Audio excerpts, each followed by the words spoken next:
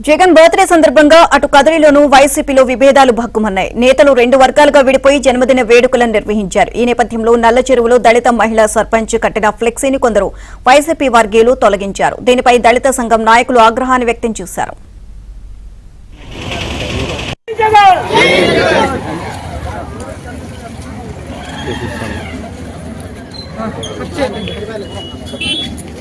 వేడుకలను నల్లచెరువు మండలం తరపున నల్లచెరువు మండల వైఎస్ఆర్సీపీ కుటుంబ సభ్యులందరూ ఆనందంగా. ఇదే అంశానికి సంబంధించి మరిన్ని అప్డేట్స్ కరెస్పాండెంట్ సురేష్ నాడి తెలుసుకుందాం. సురేష్, నేత జగన్మోహన్ రెడ్డి జన్మదినోత్సవం సందర్భంగా కదిరి పెనుగొండ నియోజకవర్గాల్లో వైసీపీ నేతల మధ్య విభేదాలు ఒక్కసారిగా భగ్గుమన్నాయి. కదిరి నియోజకవర్గంలోని నల్లచెరువు మండల కేంద్రంలో వైసీపీ నేతలు వర్గాలుగా విడిపోయి వైసీపీ అధినేత జగన్మోహన్ రెడ్డి జన్మదిన వేడుకలు నిర్వహించారు.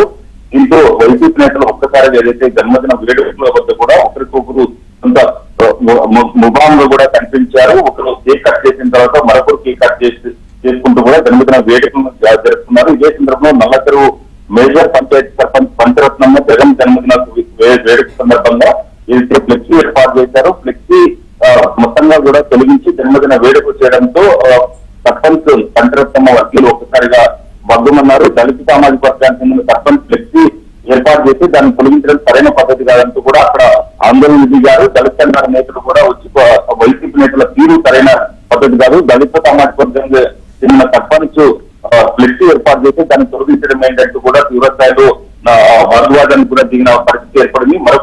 మరొకవైపు పెనుగొండ నియోజకవర్గంలోనూ వైసీపీ నేతల మధ్య విభేదాలు భగ్గుమన్నాయి. పెనుగొండ నియోజకవర్గం సోమందపల్లిలో వైసీపీ నేత జగన్మోహన్ రెడ్డి జన్మదిన సందర్భంగా కూడా వేర్వేరు వర్గాలుగా ఏర్పడి కేక్ కట్ చేస్తున్నారు. ఇప్పటికీ ఏదైతే ప్రభుత్వం అధికారంలో లేనప్పటికీ ఇప్పటికే వర్గాలుగా విడిపోయి జన్మదిన వేడుకలు చేసుకుంటున్నారు. విభేదాలు నాయకుల మధ్య ఉన్నాయంటూ కూడా అక్కడికి వచ్చిన కార్యకర్తలందరూ కూడా ఊరుకోరు మాట్లాడుకోవడం కనిపించింది. నాయకుల మధ్య సత్యత లేదు, ఖచ్చితంగా ఇప్పటికే వర్గాలుగా విడిపోయారు. ఈ విధంగా చేసినట్లయితే వైసీపీ చేపట్టిన కార్యక్రమాలకు తాము వచ్చేది లేదంటూ కూడా కార్యకర్తలు తేల్చి చెప్పారు. దీంతో పెనుగొండతో పాటు ఇటు కదిరి నియోజకవర్గంలో వైసీపీ నేతల మధ్య విభేదాలు మరోసారి పట్టబోలాయని చెప్పారు.